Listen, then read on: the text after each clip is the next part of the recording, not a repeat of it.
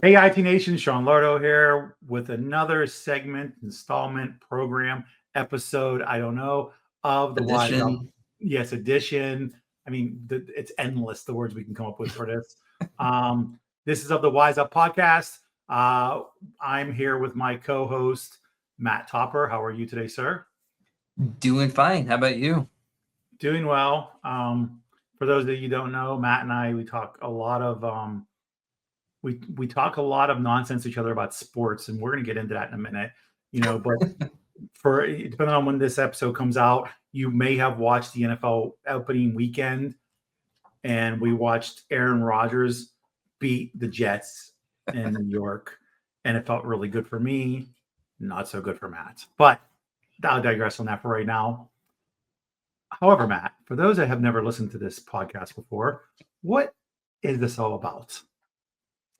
So the Wise Up podcast is an opportunity to hear insights, hear stories, just get to know some of the people in the channel. And these aren't always the people well known for being up on stage or being super prominent, but they're all doing really exciting and interesting things. And so one of the goals of this is to give you, the listener viewer, an opportunity to see and hear from some of these people who aren't necessarily famous, but still have a ton of valuable information to share. And that valuable info, that's the point of the Wise Up podcast.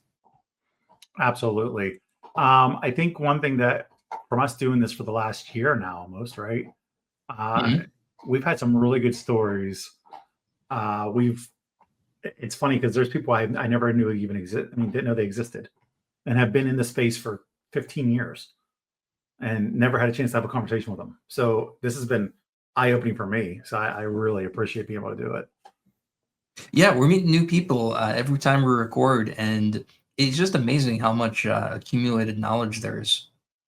Oh, dear Lord, you're absolutely right. So now, obviously, enough about us, because nobody cares to hear what we have to say because we have nothing important to say. But we do have a guest on, as always. And so we want to bring our guest on because that's who everybody's here to actually listen to and see. He is my brother from another mother. You'll know when you see him. Obviously, twins. But without further ado, let's bring on Mark Calzone. Afternoon, everybody. How you doing? What's up, dude? Good. Yeah, it's like there's two Sean's on Is that a good enough We intro? are twins. We are twins. I think I have those glasses too, to be honest. I get lots of compliments on them, so So for those that don't know who you are, Mark, let's get a little background on you. Where are you from? What do you do? So Mark Calzone, VP of Operations for Sourcepass, located out of Connecticut, that's where I'm out of, and our headquarters is out of Long Island, New York. Nice. What do you guys do? So we're a large managed service provider focusing on a bunch of different verticals, professional services, manufacturing, lawyers, biomedical, pretty much you name it, we do work for them at this point. Nice. So Sean, I'd just like to point out Long Island, that's a downstate part of the state. That is downstate. There's no such thing as downstate New York. It's only all upstate. No matter where it's located, it's upstate. So wait, are the Mets and the Jets considered upstate, west state? Are they just New York City or what? So those are kind of the Queens, Long Island teams, if they're anything. But they're not New York City. No. Well, Queens is New York City. Queens is, yes, but. We give the Jets to New Jersey at this point, though. You just gave it to them. Please take it. It's Jersey. It doesn't really count. I feel like they didn't want them, unfortunately. I mean, the Jets and the Giants do both play in New Jersey, so I mean, we can't even build a stadium in our own state. So, but don't worry, the Yankees have this massive thing. Yes. Yeah. Priorities. It's so weird. So you are a managed service provider. Yes. And from what you said, you're working with all verticals almost, essentially, it sounds like. Yes. Yeah, we're all over the place, and we're also national company. So we've got offices in Connecticut, New York, a couple in Massachusetts, Denver, Colorado, California, Atlanta, and then a couple of other remote locations spread out. But we've got clients all throughout the United States also that we're doing work for. Oh, wow. How did you end up here doing that? Like, what's the origin story? Well, so my origin story, I can give it quick. It's because it is pretty quick, but funny. So I owned, before Sourcepass, I owned my own MSP up until October of 2021, Ash Creek Enterprises, which was based out of Connecticut, which is probably where most other ConnectWise people would know me from. And then in October of 2021, I sold my MSP to another larger MSP based out of Long Island, which was not yet Sourcepass. It was NST Tech that was out of Long Island. And then 6 months later, March of 2022, I got a call that we were being acquired again by Sourcepass. So I went through a lot of acquisitions really quick there. And then I've been here ever since at Sourcepass. And we did 12, 13 acquisitions over the past couple of years and integrated them into Sourcepass. And now we are one big happy family. And before that, my company I was doing since 2000, 2001. So had lots of years in the MSP industry. So, okay. So why did you start your MSP? Why? Well, so I actually didn't start it, but I was employee number one coming in. I actually worked for a pharmaceutical research company based out of Connecticut, and we also had offices in New York. And my manager at that point was doing an MSP on the side. And then year 2000 hit, and that company kind of took a big crapper and went under. And I was very young then. So I was like, well, I'll leave, and went and joined him and started doing that. And a couple of years later, became partners with him and kind of followed down that road. We became 50-50 partners. And then 2014, I bought him out and was the sole owner of the company. And then 2021 sold. Oh. So kind of never looked back after getting into the MSP world. That's why I tell everybody it's, either you love it or you hate it. And I always I always loved IT, not what I started out going to. I went to school to be actually a science teacher and started that way, and then switched to architectural design, and then said, I don't want to do college anymore. And I just happened to fall into doing IT work. And then got into MSP work. And I just always loved working for different customers and seeing different people all the time, different solutions, and not being kind of pigeonholed into doing one thing and just working on firewalls or just working on routers or just doing desktop support. So that's where my love came into it. And I just told everybody, just, be ready for change all the time, because that's what this industry is. So, love it or hate it. That's what we do here. So we'll get into some of the specifics after this, but what's different being so big, right? Like, what's different at scale compared to when you started out? Actually, going from being small to big. Yes, small to big. Well, so I think small to big, like, right, obviously even in a small MSP, even if you're not the owner, right, you're wearing a million different hats. You're probably the account manager, doing the technical work, doing the project work. If you're the owner, you're doing HR and finance and legal and sales and doing technical work too, probably at the same time as you grow and scale. So I would say that's a little bit, you're able as scale to focus on one specific role potentially, but even still at a larger size, a lot of us still jump in and are involved in other things. It's just that you do have more time to focus in other areas because, we do have a solutions department. We have got a dedicated sales department. We've got HR and legal and finance to handle all of those, because those are very time consuming roles too. So I think that's probably the biggest thing. Even if you just take out the business side of what we were doing as smaller MSPs and allowing us to do the customer and technical side of it, I think that's where I've really noticed the biggest difference. We're definitely able to pay attention and give more focus to the customer experience. I was going to ask, how did you transition? How did you personally go from CEO owner to not CEO owner, right? Now, I mean, was it something you wanted to do, or was it I did have a goal to get out of doing that by a certain age, so which I hit, thankfully. And I think everybody's asked me that question, right? Because I think a lot of people have a hard time kind of transitioning and dealing with that right now. You went from being your own boss to having a boss. One, I think it's got to be the right fit, right? Where someone can appreciate your experience and knowledge, which I've had that at Sourcepass, so that's been great. And then you have to want it yourself. And I was done doing HR and finance and legal and doing everything, because that is, I think, I think in the MSP world, that's definitely what can burn you out, is having to do a million different things, especially once you're doing it long enough. And then especially if you've got a family and kids, right? So that's where I got to the point, I think, where I really realized it was probably about 3 or 4 months after we re-onboarded all of our customers into the new organization. And we were, now the new organization was able to fully support them. And I went on vacation and I didn't have to answer a phone call or an email. I think that's when I was like, okay, I made the right choice, right? This is probably the first time that I truly, in the past 20 years, been able to enjoy this. And not that I didn't enjoy it in the past, but, you had a different set of responsibilities and expectations when you were in the other roles. Yep. Yeah, you almost by necessity have to, you can't actually take everyone on. I remember for me, there was like this moment where I looked around and there was somebody who hired, and like, I don't even know who that person is. And it was a very strange and interesting feeling, like just to realize that you finally had to truly delegate things. Yes, agreed. Yeah, or it was a strange feeling when I was like, oh, I can go to my kid's open house. Yes. and not have to look at my phone one time. The whole time. Yes, absolutely. Yeah. Huge, like little things, but huge wins at the end of the day. Oh, and what a bad habit it is still too, right? Yes. Like, I still do it, and my wife's like, "What are you doing?" And I'm like, oh, yeah, you're right. Because I'm still just as dedicated, so I like still have to change my mindset of that I don't have to. Maybe check it like every couple hours when I'm not actually working.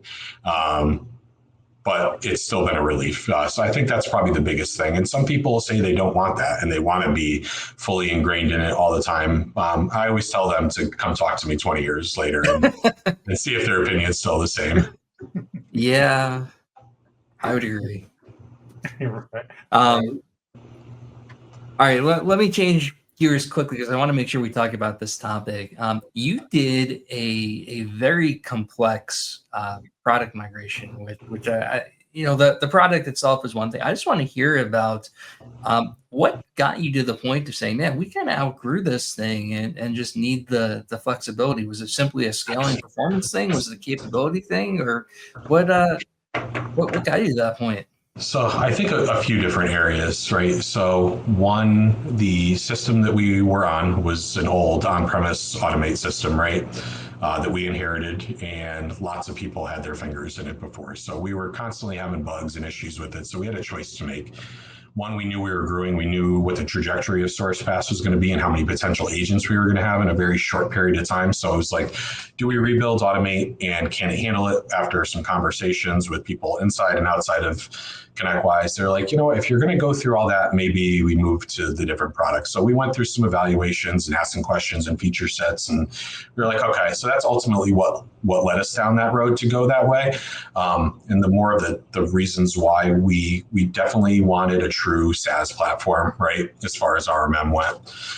And then we wanted something that we had a little bit more capabilities going forward, more future state capabilities wise, right, and looking again at SaaS. And then I think also just knowing that it was going to be wholly supported too by ConnectWise on the back end, us not having to have the internal resources spun up to do it. And like, yeah, we could have moved to automate in the cloud with ConnectWise also, but again, another move. So we just kind of weighed all those pros and cons and where we thought the future of automation and RMM would be ultimately, and had hedged some bets, and then ultimately decided to go with CWRMM and start migrating over there. And, we had some lofty goals of agent counts and where we were going to get and where we would be in the future.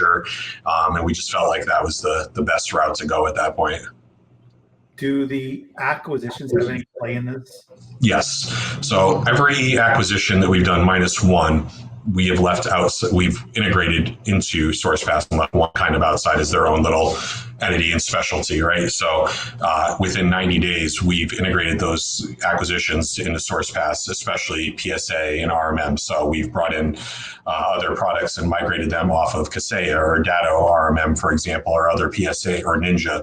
And then also different PSA systems, again, Kaseya and Datto at that point too, and brought them all in one. So we had kind of the same procedures that everybody was using. We were able to monitor and manage everything in one portal and not have everybody in these disparate systems and have everybody learning different systems and different technologies at that point. So that was definitely the plan as we went through there. So that also made it much easier, because if we kept having to pull all of those into definitely automate per se, we probably would have broken it even worse than we had already broken at this point. So, and it was also gave us a clean slate, right, at that point. So when we originally migrated over from automate, I think we did about 6,000 to 9,000 agents that we had in there, but we already had acquisitions, and we had, another 6 or another 10,000 to bring in. And it was like, where are we going to bring them into, the old system or the new system? So at that point, we just made the choice to start bringing them into a brand new, fresh system. We were able to sit down and design it. How did we want custom monitors to work? How did we want scripting to work, and patching and third-party patching to work, and kind of just build everything from the ground up? So it just really made sense to do it with a brand new product versus doing it with a product that we probably had some more familiarity with, but if we were going to make a change, that was the right time to make that change. So I just want to ask this without like turning this into a whole product thing. When I did a similar migration, we were using automate, and let's just say a way that wasn't street legal supported, right? We had all sorts of weird stuff going on. Did you run into things like that trying to move over? Like we probably shouldn't have been doing this in the first place. Yes, those items were called out a lot. We were definitely doing that a lot. So which was good, because some of them probably weren't the best ways, and it was a lot of other people's ideas that maybe weren't here anymore, came from other companies. So it really allowed us to sit down and, hey, how should we forward and future looking do this that's more sustainable? And how can we kind of manage and maintain it across all of the customer base at that point too? So you're standardizing product. Yes. And there's always the debate, especially if you look at M&A firms and what they do. I don't believe there's a one size fits all. There is not.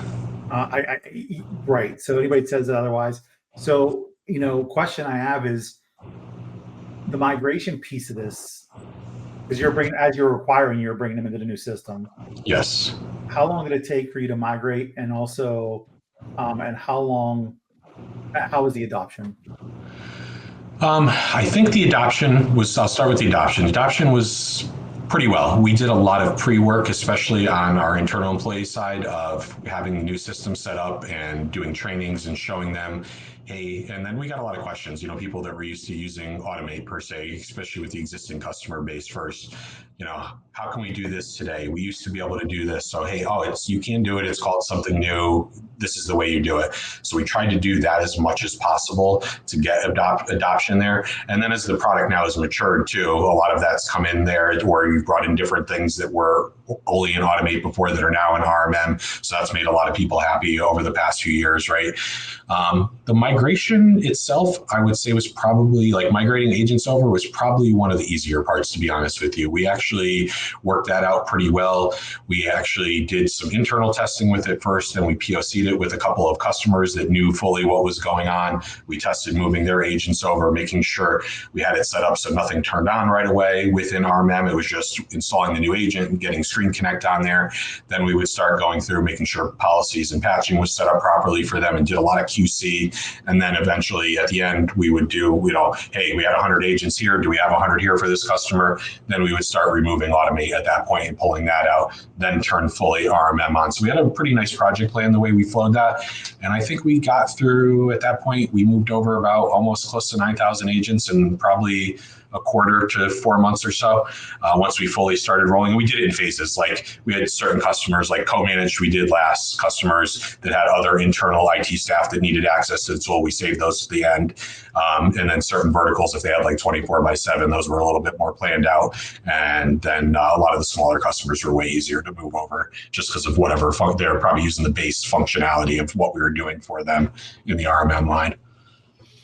Was it the typical way a migration goes, right? Like 90 to 95% of them moved over, and you had to just like touch a couple of them to fix whatever Yes, I think the biggest issue we had was probably Screen Connect rolling out, and it was usually because somebody was blocking IPs in a firewall. So that was probably the most troubleshooting that we did. And then a couple of co-managed clients, if they were using some outside of us, a third-party SOC system, for example, like they might have blocked some of the installs, and we we weren't aware of that and had to communicate there. So not a huge of, like, I wouldn't say not a lot of issues on the ConnectWise side as far as moving over, but yeah, I would say we were definitely between 95-98% success rate on moving agents over and not having to touch a ton manually, which was nice. Awesome. I actually like hearing. I think the hardest thing I ever talked to MSPs about in my career was PSA RMM movement migrations. It's hard. Yeah, when you, especially if you're not brand new in the business and you have a ton of data, it is, and all of your operating systems are built around this. To move, you're not just moving a technology. You can try to make light of it. You're moving your entire business process, everything. Yes. Yeah. And we're going through the same thing now. We're on managed, right? And well, in our cloud, but on-prem, right? And we're now going to be moving over to PSA Cloud and then ultimately Azure, because then everybody's like, again, so we looked, right? Hey, do we move somewhere else? And the answer was no, right? Because as long as we knew that ConnectWise was doing and adding the features that we needed to get there, to move to just the training of the staff alone, right? That's enough to not move to another solution. Then there's the cost of moving to another solution and the time frame. And like right at our size, what would we look at moving to? Salesforce, ServiceNow, it'd be 2 years before we got there, and a ton of money. And would we be happier too, ultimately? And you don't know. And the answer is probably no, but you wouldn't know until it was done and what road bumps you run into. And like you said, PSA and RMM, wow, because that's always stopped me. I moved twice in my past life before Sourcepass, and even at a smaller size, it was painful too, right? So, well, yeah, and you're saying 2 years. I'm going to say 5 years because in 2 years, yeah, you might have your straw man put together what we think we had and needed, and then you probably will hire some sort of implementation company that's going to tell you all the basic. This is what you should do, and then it's not how it works. It is not how it works. And then after the 2 years, then you're like, oh shit, okay, now we're going to fix all these things, right? And then that's counting the adoption time. Well, yeah, because even look at bigger companies, right? Whenever you're doing work with other vendors that are migrating to new systems, you can even call other big tech like HPs or Cisco's, and you get that, and man, when you call in like, oh, sorry, we moved over to a new system. We don't have your old information. This isn't where, like, it's not just a smaller company or mid-sized company thing. Everybody goes through the same headaches when migrating, especially those crucial systems. Oh, God. Yeah. Yeah, there's so much to it. Yeah. Thanks, Matt, for your added color commentary. You're welcome, Sean. I'm always happy to provide some insights. I felt like it was like a dodgeball moment. Like he didn't even come. Full move, Cotton. See how this turns out.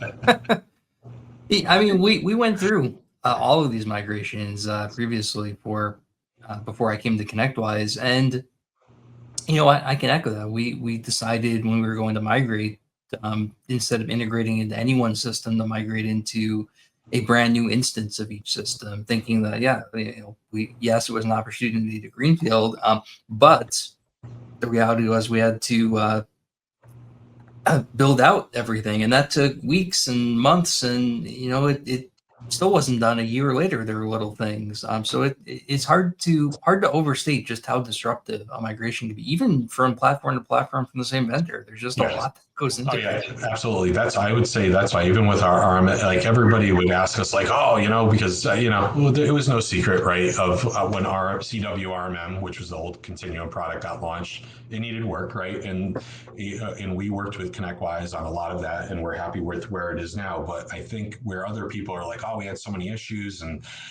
we spent purposely a lot of time planning before we even moved our first agent. And I think that people thought like, I could just move. And like, it's just an agent. Like, no. And so I think that, like, not that we still didn't have some struggles to get over with and work through on the new CW RMM side, but I think we caught most of it in our pre-planning and how we were going to project phase the migration out. And I think that because we're IT people and we're MSP IT people, so we're like, we got it. We'll just push the button and go, and we'll deal with it later. And you just, especially with RMM, PSA, you can't do that if you're going to move between any product. So I think that was probably the best choice that we made, was kind of taking our time in the beginning with it. Well, it's like any project, right? I think if you do migration for a client, you probably spend what, weeks before actually Yes, touching anything, just planning and checklists and assumptions and all of that. It's the same thing for internal systems, but absolutely, we absolutely. sometimes get into that like cobbler has no shoes deal for our Oh internal stuff and just yeah. wing it. Yep, all the time. Well, I think the amazing part is with the MSP. I like how you said, we're IT, we're MSP people, because you're 1 million. Yeah, we'll figure this out later. Don't worry, just hit the button. Yep. Just hire that person. We'll You figure want it us out to do later. this? Yeah, we could do it. And then we get off the phone with whoever and we're like, can we do that? Oh yeah, we'll figure it out. Like, okay, yeah. Yeah, it's a notorious conversation of all owners and entrepreneurs. It's a mentality of chasing clients. Mm-hmm. It's a mentality of, well, I figured all this out. I can figure that also. Right. It's like buying an IKEA furniture without the directions, and you're like, well, I'll just figure it out. That never happens. So Nope. so I'm curious then, did you guys put together like a requirement doc with all of your bits and pieces, and who was all involved in putting that together? Like rule base wise. Yeah. So yes, we did. Right. We went through what is everything that we needed in a new RMM platform. Right. What did we have today that we still needed? What would we like to see right away, just coming into the new product, and then like future state. So we went through all that. I would say so. We've had people from operation side of the business side of the business, so finance, etc., internal IT. We have a provisioning department that onboards all of our new clients, so they're fully involved, and that's within operations. Also, our service department. What are you guys using the tool for today? What would you like to see for it? So we involved a lot of stakeholders when we were, what do you want? And then we went back and owned it as so. In my role, I've got a couple of teams underneath me. So one being our network operations center, who owns the RMM product and manages it for our customers and internally. And then so we were definitely the product owner and went through and gathered all that information from the different departments, because we wanted that buy-in too of, what do you not see today, what would you like to see in the future, and what do you need it to do when we move over to. So I think having that initial buy-in, and it wasn't like, here's this new product and we're just going to shove it down your throat, definitely paid off. So to go through all of that and get all of that information from them ahead of time, that again, just as part of the project planning, really helped out, because I think that kind of cut off a lot of questions that we would have gotten after we just hit the button and said, let's go. Right. Yeah, I would hope so, for the love of God. I think what's even better is you guys are MSPs. If you ever had a government contract, you received an RFP. Yes. 50% bullshit. Yes. So they ask questions like, do you have a mop and a bucket? Yeah. Why do I need I'm IT?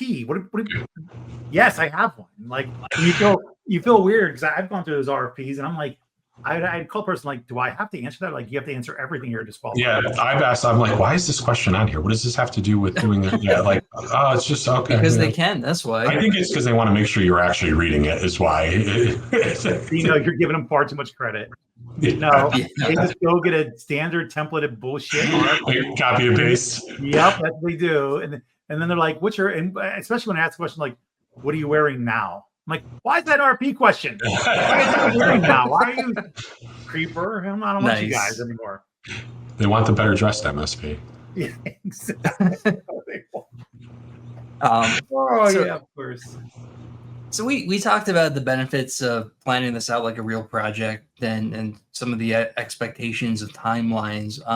Let's talk about, like, let's be honest with our audience. What's something that didn't go well, or what's a part of this that was difficult that you would do differently again? I mean, I would say the migration, the planning went smooth. I think the biggest issue we had was just some technical difficulties after moving over. Some capabilities that weren't there or weren't fully there yet. It was probably the biggest issue, being honest. But to stop there and say also, ConnectWise really partnered with us and worked heavily with us on where we see RMM today, right? So how did we want custom monitors to fire off properly? How did we want patching to work properly that wasn't certain times wasn't firing off? How did we add new users in as we were onboarding new employees, and how we gave them access to our different sets of customers within the product? So I think just the partnership and willing to learn, like, hey, what features do you need today and want to work, versus like, here's 30 features that we're going to throw at you that we don't know if you're going to use or not, and hopefully you can use 3 of them. It was just a much different approach. So we really appreciated ConnectWise's product development team working with us super close on all that, and I would say most of the issues that we did see after moving over resolved pretty quickly too, right? From just, uptime and availability, and you guys allocating more resources and data centers to the product, and how does security work within the product, and what feature sets can we get in today, and roadmap of where it was going, just for us to even understand that, right? Like, yes, we're looking for this. Is it 3 months out, 6 months, 9 months, a year? What can we speed up? What can we put on the back burner? Because if we're looking for it, even as a larger MSP, the smaller MSP is probably also looking for it and needs it even more than us because they've got limited resources. So I think just taking that feedback from us as a part and treating it like a true partnership, right? Not just like, here, we're buying a subscription from you and pay us, and it's very transactional. So basically everything was just great. Yes. No. Bullshit. No, it was not great. I mean, we had outages, right? Just any other product, right? There's no product out there that hasn't had an outage, didn't have a feature set that didn't work. I think everybody kind of sees that and thinks that like, oh, this one's better than that. But and I've dealt with a lot of different products over the years. They all have issues. ConnectWise products had issues, but it's just more the ability to listen and take the feedback and fix the issues. It was the bigger thing, which, there's another company out there that I will not speak of that doesn't have that mindset, and it's their way or the highway. And that's, why I prefer not to do work with that type of company. And that's what we truly look for here at Sourcepass too, is just like, who's going to work with us and be a partner, not just sell us a SKU, because that we don't need. That's the same way we treat our customers too. We're not just selling them SKUs to make profit. We want a long-term partnership with, and that's what we looked for ConnectWise. Because like I said, could we went and switched to something else? Sure. Absolutely. But I think it would have hurt even more if we would have done that. Absolutely.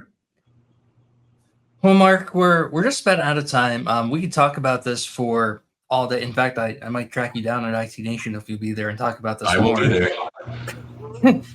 We'll be there with bells on. Yeah, we'll be there. Then we can do a live in-person podcast then. So. Yeah, that's you're onto something. Great idea. Told you, brother from another mother. There you go. So we always end the show by asking our guest one question. And the question is, in the form of a habit, right? Something you should start doing or something you should maybe break and stop doing. What's some advice for our audience, for maybe someone thinking about making this kind of migration, or just anything in general? What should they start doing to make this successful? That's a good question. I can answer that a lot of different ways, but I think really the biggest thing I would give with anybody is really do your own due diligence with anything like this, and proof of concept, anything that you're going to change to, because there's so many vendors out there that'll tell you they're going to give you their product for free or give you this discount to get you in, and everything seems great that way. But I think you've really got to always test it and do your own due diligence. Go talk to other people. I've connected with a ton of other people, not just on talking about ConnectWise products and our use case and what our experience has been. Talk to other partners out there, and not just one, right? And different partners of different sizes, because everybody's got a different opinion, and based on what their needs are at their size and scale too. A lot of them usually align, but I think those are the biggest things that will really help in making any product decision, is test it, do your own due diligence. Don't rely on just reviews. Don't just read Reddit, what people are, because usually people are only writing in Reddit because at a point in time when they're angry because something went wrong, and they're never giving really like what's the plus side and the good side. So those would be my biggest things to look out for. And then I'll give you a good nugget that somebody's always given to me and it's served me well over the years. This is just general advice out there, is you get more bees with honey than vinegar. So just be nice to people, and you can get the same amount of work and output out of people just by being nice to them versus being hard on them. I like that one better than any other one because MSPs can be harsh. Yes, and that's why I live by that one, especially in this industry. Yes. Like my first exposure of MSPs was before MSPs existed as titled MSPs anyway. It was more I worked at a small company, the IT guy, he then eventually started his own business, which I was surprised he did because I was like, you're an asshole. And he came to me and he's like, what you do to your system? Because I couldn't I was like, I don't know, man. I'm like my emails won't be there's no emails being delivered. This is years ago. And he's like, did you turn your computer off and on? Yeah. I did that. Larry needed to say that. Yeah. And he's like, well, here's what you want to do. And then in the middle of the sentence, he goes, just move. You're stupid. You don't know what you're doing. Let me just fix it. And that's how he was. He became a good friend of mine later because I was like, dude, you're out of line. You wouldn't let him go that way. Yeah. It's funny when you said this was a long time ago, the emails weren't working. So just, fun fact. I got my first MCSC and cut my teeth on NT40 and Exchange 5.5. So I've been through the trenches. That was a rough time. Yes, it was. That was like bozo world. There was no Google. There was no good vendor support. You had to really know your stuff. And that's what I told everybody now that gets into IT. You think it's hard. You guys got it made now. I was like, we really had to figure stuff out back then. Yeah, then you got to find out if there's a manual somewhere for it. Yeah, and hope that was written right. Who knows who wrote that? But yeah, sure, we're good. Yeah, no, dude. I remember that happening. I was so mad. And I was like, dude. Yeah, I've done a couple 48-hour Exchange 5.5 restores, so it was, that's why I have no hair. That's what I blame on. That's fair. That is so fair. All right, that's all we have for today. All right, awesome. Appreciate it. This was great. Yeah, we could talk forever about everything. Yeah. We should do, Matt? We should, in person, we should have like a roundtable podcast discussion, like with a bunch of different MSPs and entrepreneurs, and let them all just argue, like Thunder. Yes. I love it. Like, dude, think about this. We can bring the PE firms in, let one representative talk, because then the real argument started as to how to go about this. Like, everybody has their own opinion, and like all we gotta do is like just throw the bomb in and wait. Throw the grenade and stand there and wait for it to happen. Yes. I would love to see that. You'll be part of it, maybe. All right. I'm good. I'm in. Seriously, an 8-seat round table. Oh yeah, dude. All right. We'll work on it for Connect, maybe. Perfect. Well, I will be there. Love it. Awesome. All right. Thank you so much, Matt. As always, pleasure. Otherwise, we have nothing else. Next time we'll talk to everybody will be IT Nation Connect. Global. Yeah, sounds good. Awesome. Thanks, Mark. Thanks, Sean. Yeah, you too, guys. Toodles.